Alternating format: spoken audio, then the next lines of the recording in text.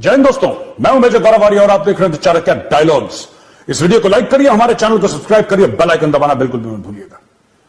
दोस्तों, हम चलते हैं पंजाब और आप सबको पता है कि अमृतपाल सिंह को लेकर वहां पे क्या क्या चल रहा है और कौन सा ड्रामा चल रहा है। तो कई लोग ये कह रहे हैं, यार उसको पकड़ा क्यों नहीं अभी तक, और हो सकता है जब तक ये वीडियो देखें उसको पकड़ लिया जा चुका हो। लेकिन मैं ये बात अभी नहीं कह सकता क्योंकि अब जब मैं रिकॉर्ड कर रहा हूं, स्टिल ऑन द लूज, वो भाग रहा है, पंजाब पुलिस उसको अभी तक नहीं पकड़ पाई। मैं आपको थोड़े से इतिहास में ले जाना जरूरी समझता हूं, और आपको इतिहास में ले जाना इसलिए जरूरी है ताकि आप यह समझ लें कि ये जो पूरा हो रहा है ना, जो चक्रव्यूह चल रहा है पंजाब में, चल क्यों रहा है और इसका जो सोल्यूशन है, इसका उत्तर क्या है, ये बहुत जानना जरूरी है। अब मीडिया तो आपको बताएगा ये परेशानी है, ये परेशानी है, ये हो गया, वो सब हमें पता है। हमें यह पता है कि किस तरीके से इसने गुरु ग्रंथ साहिब को आगे ले जाकर इसने अजनाला के पुलिस स्टेशन पर अटैक करा, और इसके ऊपर किडनैपिंग का केस है, दुनिया भर के इसके ऊपर केसेस हैं, हेट स्पीच के केस हैं, ये सब, राइट। लेकिन जो आपको नहीं बता रहा है वो ये नहीं बता रहा है कि इसकी जड़ें कहां तक जाती हैं और इसका समाधान क्या है। तो आज जड़ों के बारे में बात करेंगे और दोस्तों समाधान के बारे में बात करेंगे। अमृतपाल सिंह का यह मामला है, आप सबको पता, दुबई में ट्रक चलाता था। 6 महीने पहले यह बंदा जो क्लीन शेवन सिख था, राइट, ये क्लीन शेवन था, इसके लंबे बाल नहीं थे, इसकी बहुत कम दाढ़ी थी, इसने बाल वाल अपने बिल्कुल हीरो टाइप इसने कटवा रखे थे। ये बंदा जो है ये आता है पंजाब, ठीक है, ये पंजाब आता है और वारिस पंजाब दे दीप सिद्धू, आपको याद होगा, स्मॉल टाइम एक्टर जो एक्सीडेंट में मारा गया था। दीप सिद्धू ने एक सेपरेटिस्ट ऑर्गेनाइजेशन शुरू करी, वारिस पंजाब दे। अच्छा, सबसे बड़ी बात यह है कि उसको चलने क्यों दिया। वारिस पंजाब दे खुले में पैसा इकट्ठा करते थे, खुले में स्पीचेस देते थे, खुले में खालिस्तान प्रोपोगेट करते थे, और यही चीज कई बार इनडायरेक्टली और डायरेक्टली, देखो इनडायरेक्टली भी होता है, राइट, सिद्धू मूसेवाला ने भी करी है। अब कई लोग गुस्सा हो जाएंगे जो फैंस हैं, आप गुस्सा हो ना हो वो आपकी मर्जी है। जो सच है, मेरा काम है सच बोलना, और सच सुनने की आदत डाल लो, क्योंकि यहां पे मेजर सच ही बोलेगा।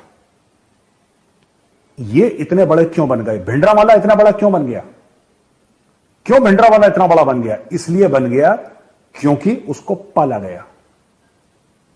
एक जीबीएस सिद्धू साहब हैं, स्पेशल सेक्रेटरी रॉ, जो हमारी एक्सटर्नल इंटेलिजेंस एजेंसी है, उसके स्पेशल सेक्रेटरी हुआ करते थे एक टाइम पे।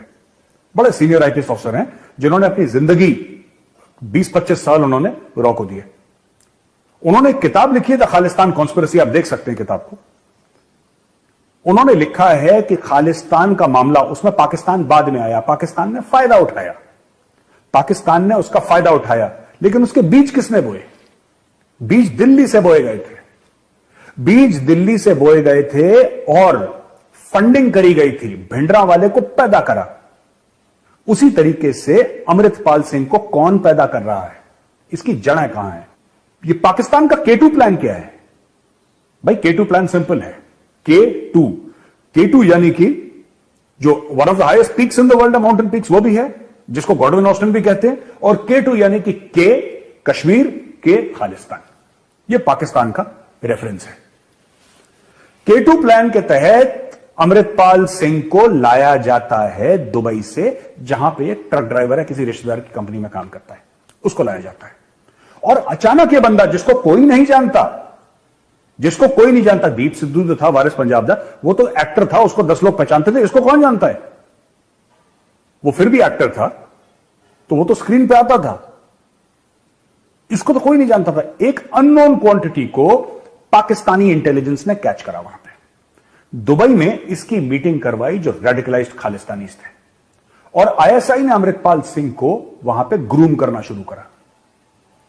इसकी आइडियोलॉजिकल इंडोक्ट्रिनेशन जो थी, इसको यह बताया गया कि भारत बुरा है, इसको यह बताया गया कि भारत बहुत जुल्म कर रहा है सिखों पे, इसको यह बताया गया कि भारत ने यह करा वो करा, दुनिया भर की चीजें, जो ड्रामा था, इसको पूरी झूठी जो थी चीजें इसके दिमाग में फिट करी हैं, और इस बंदे को यहां पे लाया। दीप सिद्धू मर के ऐसा है, यह कर क्यों रहा है पाकिस्तान? 2-3 कारण है। मैंने बोला था ना, पहले जड़ों पे जाते हैं, फिर सोल्यूशन पे जाएंगे। पाकिस्तान को इसलिए जरूरत है क्योंकि पाकिस्तान भारत से एक कन्वेंशनल वॉर नहीं लड़ सकता। ना पाकिस्तान के पास हिम्मत है, ना पाकिस्तान के पास जज्बा है, ना पाकिस्तान के पास पैसे हैं, और लड़ाई लड़ने के लिए तीनों चीजें चाहिए। पाकिस्तान नहीं लड़, उसके जर्नैल, अभी मैंने आपको नहीं बताया था 2-3 दिन पहले, वो 40-45 हजार एकड़ जमीन पंजाब में उन्होंने हड़प ली, पाकिस्तानी आर्मी ने बोला कि हम खेती बाड़ी करेंगे। ये तो उनके फौज के हाल है यार। आपको लगता है फौज लड़ने वाली है? जनरल बाजवा 1200 करोड़ की संपत्ति, ये फौज लड़ने वाली है? General Asim Salim Bajwa lieutenant general 150 या 125 कुछ पापा जॉन के पिज्जा, ये फौज लड़ने वाली है?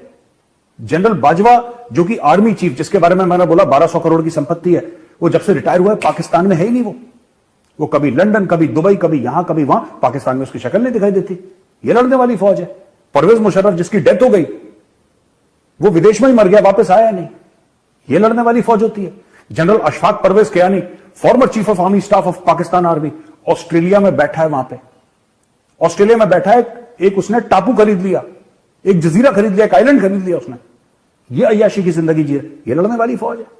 आप बताइए। General Raheel Sharif chief of army staff farmer, जो सऊदी अरेबिया में नौकरी कर रहा है, अपने मुल्क पे वो कदम रखना ठीक नहीं समझता, ये लड़ने वाली फौज है? मैंने आपको 10 एग्जाम्पल मैं आपको और दे सकता हूं इनके फौज के जर्नलों के करप्शन, ठीक है? और इसलिए ये खुद नहीं लड़ते, क्योंकि खुद उनको कौम को लूटना है, तो इनको अमृतपाल सिंह जैसे टट्टू चाहिए जो इनका काम करें गंदा। और मर्द के बच्चे तो खुद आके लड़ो यार, वो काम नहीं करना इन्होंने। जिहाद करेगा गरीब का बच्चा, इनका लड़का जाएगा ऑक्सफोर्ड पढ़ने के लिए। तो पाकिस्तान में ये चीज क्लियर, और हम कई बार डिस्कस भी कर चुके हैं। अब इसकी जड़ें, पाकिस्तान ने बोला कि भाई इसको लॉन्च करो, इसको पैसे वैसे दिए, इसकी फंडिंग दी।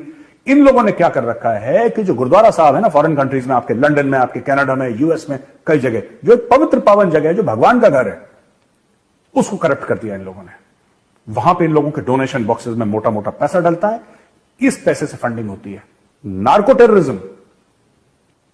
टेररिज्म यानी कि ड्रग्स के पैसे से इसकी फंडिंग होती है पूरे खालिस्तान की मूवमेंट की। और उसी प्लान के तहत अमृतपाल सिंह को दुबई से वापस इंडिया लाया गया और यहां पे आके इसको छोड़ दिया गया, इसका प्रचार करा, खूब करोड़ों रुपए डाले, इसकी पूरी फौज बनाई गई। वरना एक ट्रक ड्राइवर की क्या हैसियत है भाई?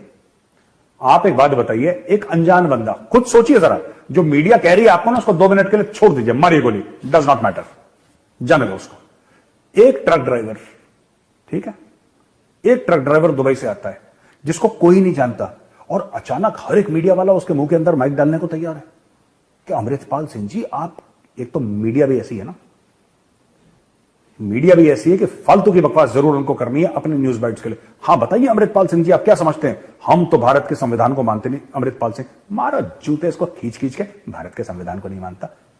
और भारत का संविधान के लिए ना फिर कुछ और करना पड़ेगा इसको, तब ये मानेगा भारत का संविधान।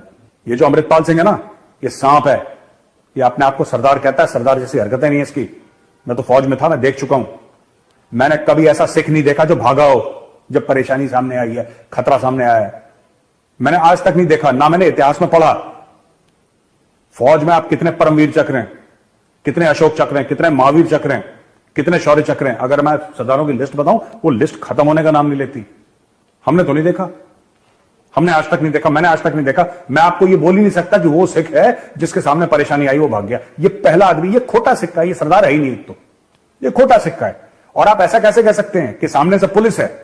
ठीक है, पहले इसने गुरु ग्रंथ साहिब को सामने ले गया, पुलिस वाले बैक ऑफ कर गए। सही बात है, कोई भी मैं होता मैं बैक ऑफ कर जाता यार, मैं थोड़ा ना फिर इसके ऊपर चढ़ दौड़ता, मैं नहीं करता, क्योंकि सामने गुरु ग्रंथ साहिब है, इसने उसका फायदा उठाया।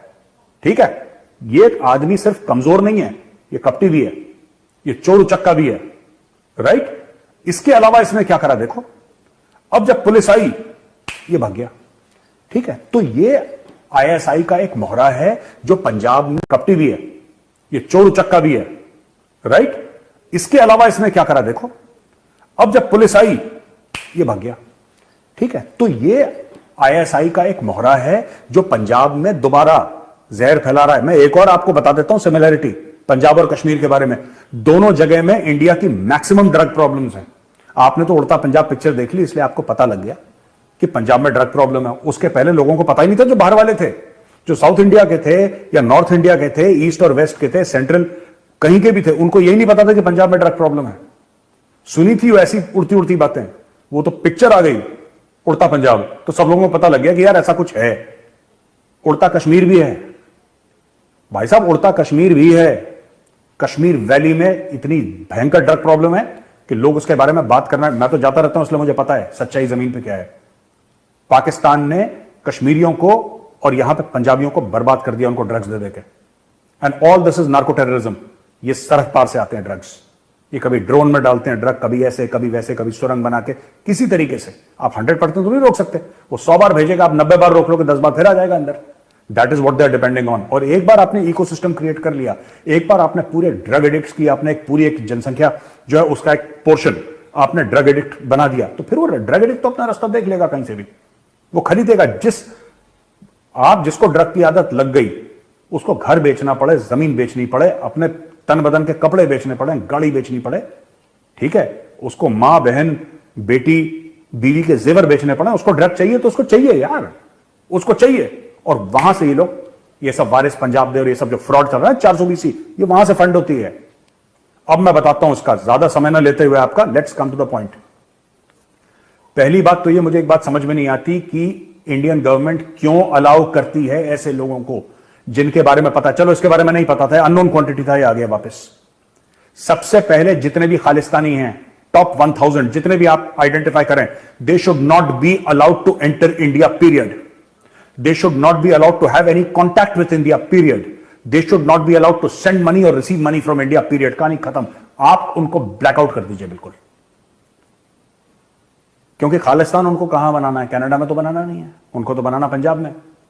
इनको यही गलती हमने करी जब ये कश्मीरी रेडिकल्स जाके तुर्की में रहते थे, वहां से जाके इंटरनेट पे जहर उगलते थे और यहां